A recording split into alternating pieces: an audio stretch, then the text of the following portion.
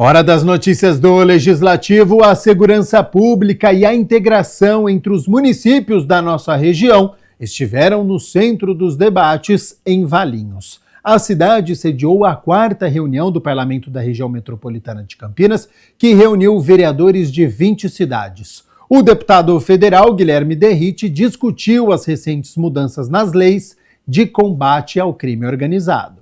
O Parlamento da Região Metropolitana de Campinas realizou em Valinhos a 4ª reunião do ano. O encontro reuniu vereadores das 20 cidades que integram a região. Pois é, a reunião teve como destaque a participação do deputado federal Guilherme Derrite, como assunto principal a segurança pública aqui na região metropolitana de Campinas. Uma alegria estar aqui novamente, né? Há poucos meses atrás eu estive aqui na Câmara Municipal de Valinhos. E agora, a convite dos vereadores da região metropolitana de Campinas, participar desse encontro de presidentes, de vereadores de todas as câmaras municipais aqui da RMC, falar um pouco sobre segurança pública, a convite deles. É um tema que preocupa muito a população brasileira. Então, vou ter a oportunidade de falar o que eu vivenciei como policial na ponta da linha, trabalhando na rota, no Corpo de Bombeiros. Oportunidade de falar na Câmara dos Deputados, as legislações que nós conseguimos avançar para combater o crime organizado, e os 3 anos como secretário de Segurança Pública, principalmente na questão da integração com as polícias municipais. Autor do projeto de lei antifacção, o parlamentar apresentou as principais mudanças na legislação de combate ao crime organizado. Poder ouvir aqui quais são as principais demandas. Aqui é uma região exemplar no estado de São Paulo, né?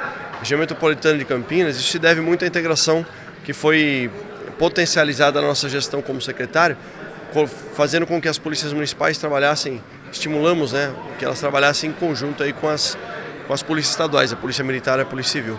Então, aqui é uma região modelo, uma das regiões mais seguras do estado de São Paulo, mas claro, quando se trata de segurança pública, tem sempre desafios a serem enfrentados. Então, além de falar um pouco da nossa experiência nessas 3 áreas aí que eu mencionei, poder ouvir também dos vereadores quais são as demandas peculiares de cada município. O tema foi política de segurança, combate às facções e o crime organizado. O presidente do Parlamento Metropolitano e da Câmara de Campinas, o vereador Luiz Rossini, destaca a importância desse encontro. O parlamento já tinha escolhido esse tema, pautar esse tema sobre segurança, entender como é que está a política nacional de segurança. E aí o convite feito ao deputado Guilherme Derrite já tinha sido externado antes, né? E esse é um tema que está muito atual. Hoje, uma das grandes preocupações, demanda da população, refere-se à segurança. E é importante ter alguém que já foi secretário de Estado da Segurança, que é deputado federal, que defende essa bandeira lá no Congresso Nacional, vir aqui para atualizar as informações, né? Passar quais são as ações que estão sendo adotadas do ponto de vista de segurança, não só do Estado, mas da União também, e colocar as perspectivas, né? Porque essas informações ajudam os vereadores também a levar o debate para a sua cidade, para as suas câmaras, e para o Parlamento Metropolitano de Campinas é uma honra receber o deputado Guilherme Derrite nesse encontro. Também na pauta assuntos como saúde, mobilidade urbana e educação, com propostas que serão encaminhadas ao governo do estado de São Paulo em busca de soluções para os municípios da região metropolitana de Campinas. Nós sabemos que o Parlamento Metropolitano, ele trata de assuntos específicos relativos às câmaras, né? Os presidentes de Câmara de toda a região metropolitana. Para nós aqui em Valinhos, receber toda essa estrutura, né, os presidentes, os vereadores, é uma honra, né? O vereador Luiz Cirilo, presidente da Comissão para Assuntos da Região Metropolitana de Campinas, também compareceu. A segurança pública é uma das principais demandas da sociedade, principalmente da região metropolitana de Campinas, onde nós temos um escoamento de mercadorias, nós temos um ciclo de relacionamento entre as pessoas que exige que essa demanda seja tratada com carinho. E a segurança, como eu havia dito, é uma das grandes demandas. Tira a saúde, tirando a educação, acaba sendo a principal dor do cidadão. E quando nós temos a oportunidade de ouvir um tema como esse, eu acho que é importante participar, colher informações e ver se essa sinergia entre os municípios acaba de alguma maneira contribuindo para nós enviarmos ao governador que essa região precisa ser tratada com carinho. Comissão de Educação e Esporte da Câmara analisa 15 projetos durante a 5ª reunião. Entre os temas debatidos estão propostas voltadas à inclusão, empreendedorismo e conscientização sobre a paralisia cerebral. Sob a presidência do vereador Benê Lima, a Comissão Permanente de Educação e Esporte da Câmara Municipal de Campinas realizou a 5ª reunião ordinária do ano. Os vereadores Carlinhos Camelô, Dr. Ianco e Roberto Alves também participaram dos trabalhos. Ao todo, 15 projetos de lei passaram pela análise do colegiado. Entre eles, o projeto de autoria do vereador Carmo Luiz, que denomina como Praça Edivaldo Pereira Franco uma área pública do município. Presidente Benê Lima, aqui eu vou até fazer uma partezinha aqui, porque o Edivaldo Pereira Franco foi um líder, né, espiritual na cidade da Bahia, e ele tem a respeitabilidade de todas as religiões, porque ele tem a mansão do caminho lá, que ele cuida de muitas crianças, então realmente é um nome que vai trazer bastante luz aí para a cidade de Campinas. Meu respeito e admiração, Edivaldo Pereira Franco. Obrigado. Vereador voto favorável. Obrigado. Vereador Carlinhos Camelô. Favorável, senhor presidente. Vereador Roberto Alves. Eu voto favorável também, senhor presidente. Aprovado, item 12 com 4 votos. O projeto de autoria do vereador Roberto Alves, que institui o programa Afroempreendedor em Campinas, também foi aprovado.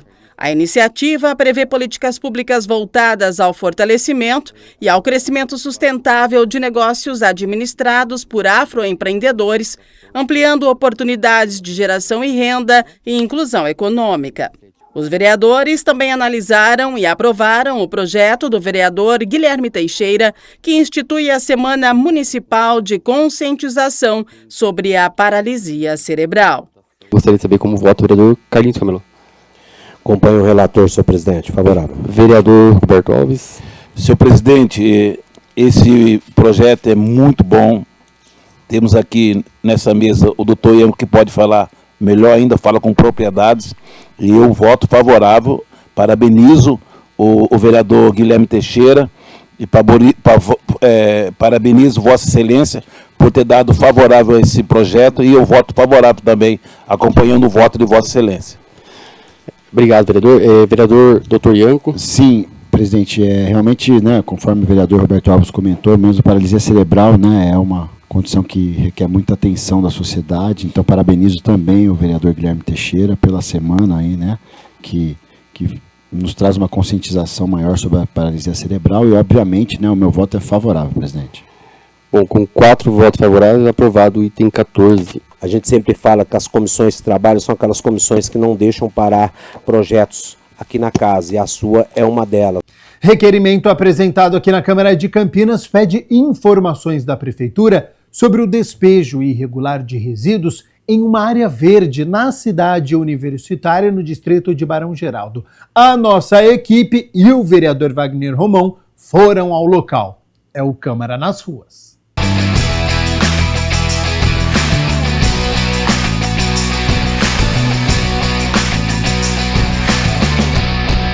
Documento protocolado questiona se a prefeitura já identificou o despejo de um resíduo pastoso, escuro e com forte odor registrado na área localizada na rua Doutor Geraldo Campos Freire. Entre os pedidos estão informações sobre vistoria técnica, análises ambientais, eventual responsabilização dos envolvidos e medidas para a recuperação do espaço. Eu recebi uma denúncia com fotografias de um descarte de um material irregular aqui, bem exatamente nessa rua ali, que fazia o contato com a água que vem das nascentes aqui de cima. Era um líquido, uma coisa pastosa, né, que cheirava a óleo, cheirava muito mal, e isso nos levou a fazer esse requerimento de informações à prefeitura. Primeiro, sobre a necessidade da preservação desse espaço, sobre a contenção do despejo desse tipo de material. A gente sabe que os córregos da nossa cidade, infelizmente, recebem móveis velhos, recebem restos de construção civil, recebem outros dejetos que a população não consegue encontrar os ecopontos para fazer esse descarte, né, que seria o descarte adequado. Essa é uma questão já de muitos anos realmente, em que o poder público, a prefeitura, não está olhando para esse espaço de uma maneira adequada. A área está inserida em uma região bastante urbanizada de Barão Geraldo, mas que ainda preserva características ambientais importantes para a região. De uma maneira geral, né, na sociedade, tanto na população local, mas na cidade como um todo, essa aqui é uma área de extrema importância ecológica, né, que é um dos últimos remanescentes aqui de vegetação nativa, é corredor de passagem de fauna, de vários animais silvestres, é uma área de nascentes, então isso tem uma importância, né, extrema, e é uma área, né, conectada a esse fragmento que é tombado aqui pelo Condepac. Então é uma área prioritária de recuperação, de regeneração ecológica, né? Então ela já tem um problema histórico de ser cortada por essa rua, né, onde passa, né, muito carro, muitos veículos, então tem um constante processo de degradação, né, contínuo aqui, que está sempre atravessando, atropelamento de animais silvestres, esse tipo de coisa. Fora a degradação do rio, né, da nascente, que na verdade a rua corta exatamente o fluxo do rio, né. Então tem um problema ambiental gigantesco, né, um impacto geral para a sociedade. Por isso, qualquer mudança no espaço chama a atenção de moradores e frequentadores que acompanham de perto a situação. Aqui, principalmente no período noturno, a gente vê esses cachorrinhos do mato atravessando, às vezes até com filhotinho. E como os veículos passam aqui em grande velocidade, não é raro a gente encontrar animaizinhos atropelados, sabe, mortos. Então a gente fica bastante chateado, não tem nenhuma providência, a gente vê, do poder público para coibir esse tipo de acidente, né? Entre os questionamentos encaminhados ao Executivo também estão medidas para evitar novos episódios de descarte irregular e formas de garantir proteção permanente para a área. Saber se da Prefeitura tem algum projeto de manutenção dessa área, né? Preservação dessa área, manutenção das espécies vegetais e animais. A gente entende que não é o caso aqui de você ter uma praça como uma outra qualquer. Aqui é uma área de preservação realmente, ela já é tombada pelo Condepac, né, como uma área de preservação ambiental. Então a gente quer cutucar a Prefeitura para saber se eles têm projeto para essa área e, se não tiver, que a gente possa ter um projeto decente, organizado, para que a população possa ficar tranquila também com esse espaço e para que as espécies que estão aqui, que moram aqui, né, que transitam por aqui, também possam ter a sua liberdade e os seus direitos, né, preservados também.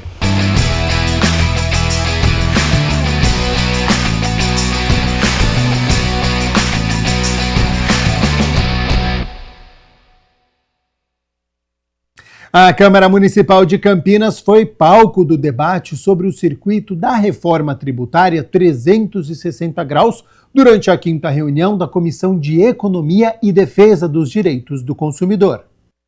A 5ª reunião ordinária da Comissão de Economia e Defesa dos Direitos do Consumidor, presidida interinamente pelo vereador Luiz Iabico, recebeu o auditor fiscal Rodrigo Espada para uma palestra sobre reforma tributária com o tema Circuito Reforma Tributária em 360 graus. A iniciativa busca aprofundar a compreensão sobre o novo sistema tributário estabelecido pela Emenda Constitucional de 2023, que instituiu um modelo mais transparente para a tributação no país. Com a mudança, o consumidor passará a ver exatamente quanto custa o produto e o imposto de forma separada na nota fiscal. A reforma tributária vai ser feita por muito trabalho. É trabalho. Mudando os sistemas de informação, mudando a forma que a gente arrecada os tributos, mudando a interpretação legislativa, o treinamento aos profissionais, tanto o departamento fiscal das empresas quanto os contadores, para que a gente consiga migrar num tempo já razoável, mas iniciando a partir de 2027 para um novo modelo tributário. Não haverá aumento de imposto de jeito nenhum, haverá uma simplificação do imposto. A pessoa saberá quanto estará pagando na compra de uma blusa, de uma camiseta, de uma caneta, de um sapato. Hoje a pessoa não sabe quanto ele paga de imposto. Vê lá o preço cheio, paga no cartão, mas não sabe quanto ele está pagando de imposto. Daqui para frente, a pessoa terá uma visão clara de quanto está pagando naquele sapato do imposto e quanto isso deve cobrar do poder público o retorno desse imposto, né? Então, portanto, para a economia, para o consumidor, haverá uma melhoria, a economia crescerá, o país estará melhor e o contabilista e o empresário deverá se informar cada vez mais para se adaptar. O especialista destaca que a reforma tributária é a maior transformação econômica e fiscal do país das últimas décadas, sendo frequentemente comparada ao impacto que o Plano Real teve na estabilização da moeda. É a maior transformação desde o Plano Real no nosso país. É disso que se trata. Segundo a própria Accenture, ele vai mudar o que você produz, onde você produz, como entrega, quanto paga, como você paga os seus tributos, por quanto você vende, a precificação dos seus produtos e serviços. Não é sobre imposto, é uma reinvenção da nossa economia. É disso que se trata quando a gente fala de reforma tributária. Durante o debate, o tema Simples Nacional também foi discutido como uma das dúvidas do novo modelo. Simples Nacional. A reforma não mexe no Simples Nacional, mas dá ao empresário a oportunidade de escolher o que é melhor para o seu negócio. Ele pode manter tudo no Simples como ele está, ele pode ir no lucro real, lucro presumido, e pagar o IBS e CBS no RPA, no regime de débito e crédito. No Simples é um único percentual para pagar todos os tributos sobre o faturamento, e ele vai continuar com o mesmo percentual, e quitar também o IBS e CBS. Mas se a gente mantivesse só esses dois modelos, o Simples seria prejudicado. E a Constituição Federal fala que as empresas do Simples têm que ter um tratamento favorecido. Então a gente cria também um modelo híbrido, que é o meio do caminho. Ele vai estar com um pé no Simples e um pé no RPA. Ele vai ser do Simples, vai pagar todos os tributos pelo Simples, alíquota menor, vamos supor, em vez de pagar 11%, vai pagar 6%, exceto o IBS e a CBS. E ele faz a apuração do IBS e CBS do outro lado aqui, no regime de débito e crédito. Por quê? Porque a única forma de se pagar, a única forma lícita de pagar menos imposto no IVA é você tendo mais crédito. E o Simples gera uma merreca de crédito, enquanto que as empresas do RPA geram crédito cheio. Então, empresas que compram de outras empresas iam preferir comprar de empresas que não estão no Simples, que estão no RPA, porque eles iam ter crédito. É necessário que a Câmara Municipal faça esse trabalho de divulgar e esclarecer para a população que a reforma trará benefícios à população, benefícios à economia. O país somente cresce com a nova forma de se arrecadar tributos. Uma nova lei sancionada pela Prefeitura de Campinas amplia o acesso da população aos métodos contraceptivos e às informações sobre planejamento reprodutivo na rede municipal de saúde. A proposta, de autoria da vereadora Mariana Conte, estabelece medidas de orientação, acompanhamento e atendimento aos usuários do sistema público.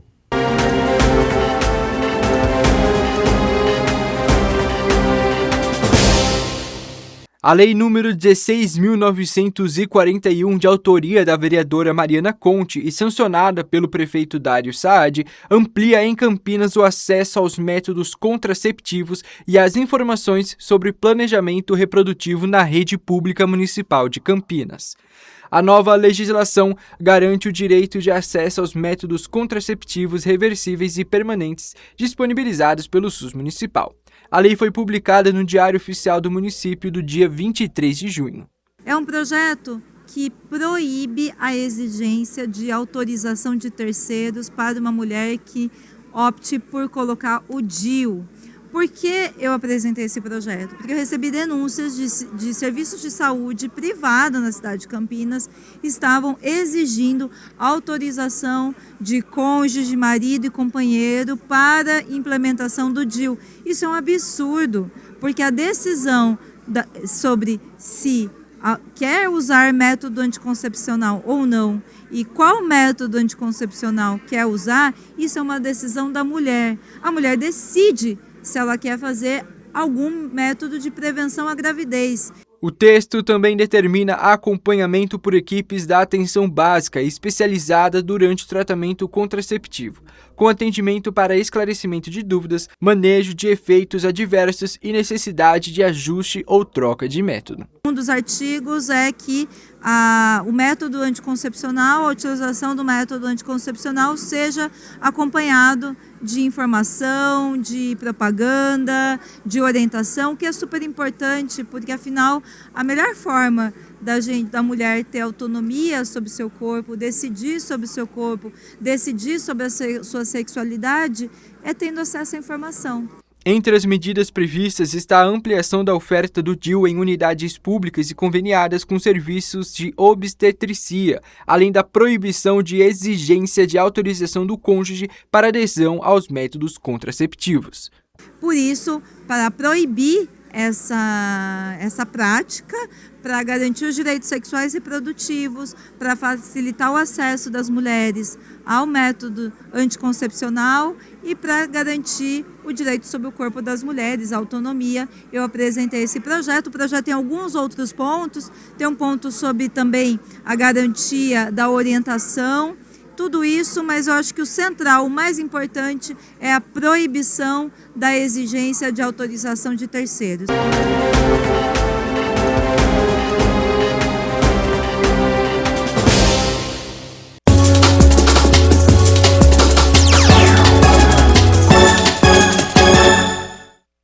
Na Série C, o Guarani sofreu em Florianópolis, contou com boa atuação do goleiro Kaique França e foi buscar o empate no finalzinho do jogo.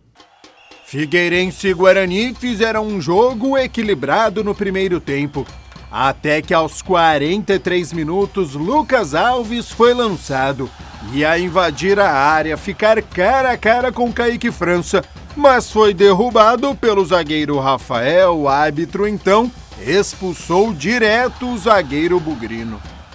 Segundo tempo, então, de domínio catarinense. E aos 19 minutos, jogada do Figueira pela esquerda.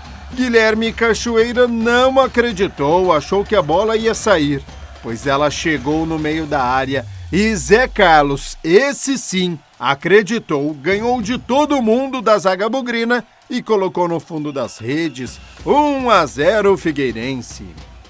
Mas o Bugre é guerreiro, não desistiu da partida e aos 36 minutos, olha os laterais aparecendo. Emerson cruzou rasteiro e Inayan, de efeito surpresa, apareceu na segunda trave e definiu no Orlando Scarpelli em Floripa. Figueirense 1, Guarani também 1.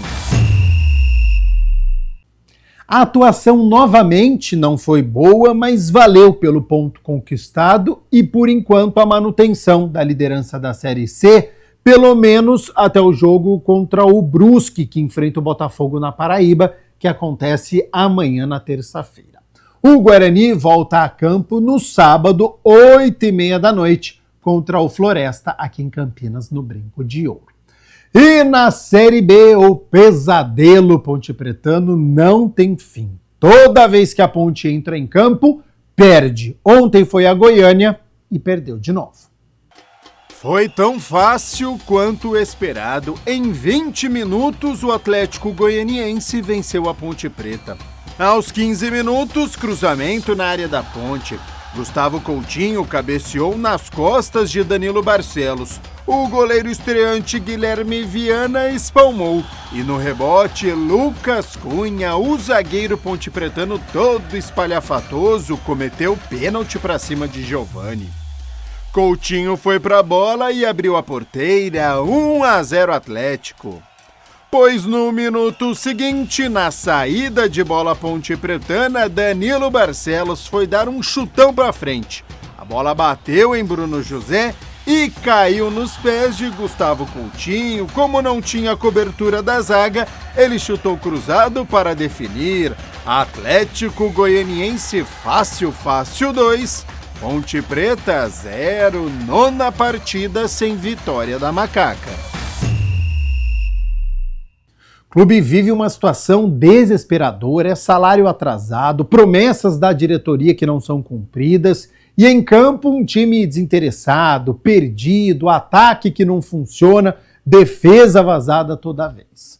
Bom, a Ponte segue na penúltima colocação com apenas 8 pontos, volta a campo nesta quinta-feira, 9 horas da noite, contra o Fortaleza fora de casa.